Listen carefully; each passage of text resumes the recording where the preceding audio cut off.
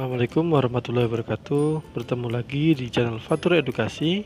Pada kali ini kita melanjutkan pembelajaran tema yang kedua pada subtema yang ketiga, berkaitan dengan sampah, kesehatan pernapasan, dan geliat ekonomi.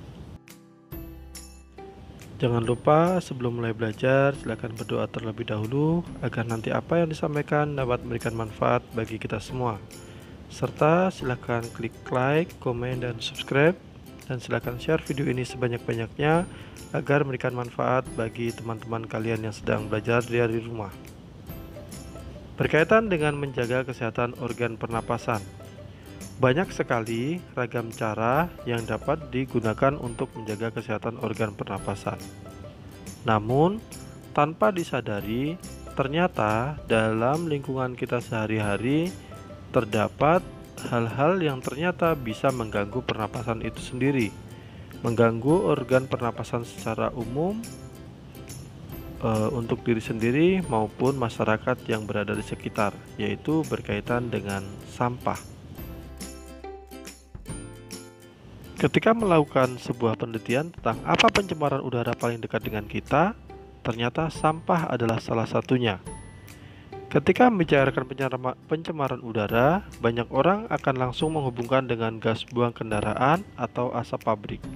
Namun, studi yang dilakukan oleh National Center for Atmospheric Research menyatakan sampah menyumbang hingga 40% dari total polutan yang mengotori udara. Jadi, meskipun di lingkungan kita banyak sekali kendaraan bermotor dan sebagainya yang berlalu lalang, tapi ternyata sampah juga merupakan menyumbang 40% dari total polutan yang mencemari udara. Bagaimana cara menjaga organ pernapasan? Yang pertama dengan makan makanan bergizi agar daya tahan tubuh terjaga baik. Berolahraga teratur supaya alat pernapasan terlatih baik sehingga dapat bekerja dengan baik. Istirahat cukup dan posisi tidur benar. Cara menjaga yang kedua yaitu menghindari zat-zat yang dapat merusak organ pernapasan. Apa saja hal tersebut? Yaitu tidak merokok dan menghindari paparan asap rokok karena banyak mengandung racun. Menggunakan masker saat berada di lingkungan kotor. Mengkonsumsi makanan dan minuman dingin karena jaringan paru-paru sensitif terhadap dingin. Menghindari makanan dan minuman mengandung banyak gula dan bahan kimia agar dapat merangsang lendir pada paru-paru sehingga kapasitas udara yang disimpan dalam paru-paru akan lebih sedikit. Cara merawat selanjutnya yaitu membersihkan rongga hidung secara teratur. Bulu halus dan rambut hidung berfungsi menyaring kotoran. Serta yang kedua, memeriksakan kesehatan pernapasan secara teratur ke dokter. Itu merupakan cara atau langkah yang ketiga agar organ pernapasan kita terus terjaga kesehatannya. Yang keempat, menjaga kesehatan lingkungan sekitar. Membuat sebanyak mungkin ventilasi dalam rumah untuk menjaga sirkulasi udara. Menjaga kebersihan lingkungan supaya tidak banyak debu beterbangan yang akan ikut masuk ke dalam organ pernapasan saat kita menghirup napas.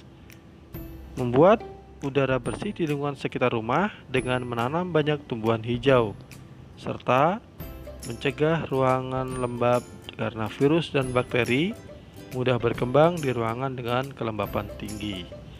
Itu merupakan 4 cara untuk menjaga organ pernapasan kita tetap selalu sehat. Nah, berkaitan dengan sampah tadi, ketika kita berada di lingkungan yang kotor, maka secara tidak langsung organ pernapasan kita juga akan terganggu. Lantas untuk sampah, ternyata membakar sampah akan menghasilkan bahan-bahan kimia berbahaya. Apabila jenis sampah yang dibakar adalah plastik atau bahan-bahan lainnya, bahan kimia ini berpotensi membahayakan kesehatan, khusus bagi saluran pernapasan. Jadi, kita harus bisa memilih dan memilah sampah dengan benar agar ketika membakar sampah tidak menghasilkan bahan-bahan kimia yang berbahaya yang bisa kita hirup di sekitar kita. Berkaitan dengan sampah plastik yang semakin merajalela, solusi atas sampah tersebut yang pertama, bawa tas belanja. Jika Anda terbiasa menggunakan tas belanja plastik, mulai sekarang cobalah gunakan tas belanja yang dapat digunakan kembali. Tempat makan dan botol minuman. Batasi pemakaian kemasan plastik, makanan dalam wadah kaca, atau yang bisa didaur ulang. Jadi, kita harus bisa mengurangi sampah plastik yang semakin lama semakin berlebihan. Ada solusi lain yang dikembangkan oleh beberapa orang-orang kreatif. Selain diambil untuk dikelola kembali, dijual kembali, menghasilkan geliat ekonomi yang ada di kalangan bawah, maka sampah juga bisa menjadi lahan untuk membuat kreativitas kita semakin meningkat. Sebagai contoh tadi ada tas, pembuatan untuk tempat kunci atau tempat duduk. Karena ternyata kreativitas tersebut juga dapat mengundang geliat ekonomi berkaitan dengan produksi, konsumsi, bahkan juga bagian dengan distribusi. Apa yang diperoleh atas daur ulang sampah? Sebagai makhluk sosial, manusia akan berhubungan atau berinteraksi dengan manusia lain. Sebagai makhluk ekonomi, manusia akan melakukan kegiatan ekonomi dalam upaya memenuhi kebutuhan hidupnya. Dalam kehidupan sehari-hari, baik sebagai makhluk sosial maupun makhluk ekonomi, manusia hendaknya memiliki etika moral. Dengan etika moral, manusia dapat menghargai setiap kegiatan ekonomi yang dilakukan oleh orang lain. Ternyata dari proses daur ulang sampah juga memberikan dampak hingga ke kegiatan ekonomi dan juga sosial masyarakatnya. Ketika kita rumuskan, ternyata ada 3 geliat, yaitu produksi, distribusi, dan konsumsi atas sampah yang ada di sekitar kita. Semua saling menunjang satu dengan yang lain. Ketika semakin banyak orang-orang kreatif yang mengolah sampah, maka pasar untuk memasarkannya juga semakin luas. Demikian pembelajaran pada kali ini, semoga bermanfaat. Dan Bapak akhiri, Assalamualaikum warahmatullahi taala wabarakatuh.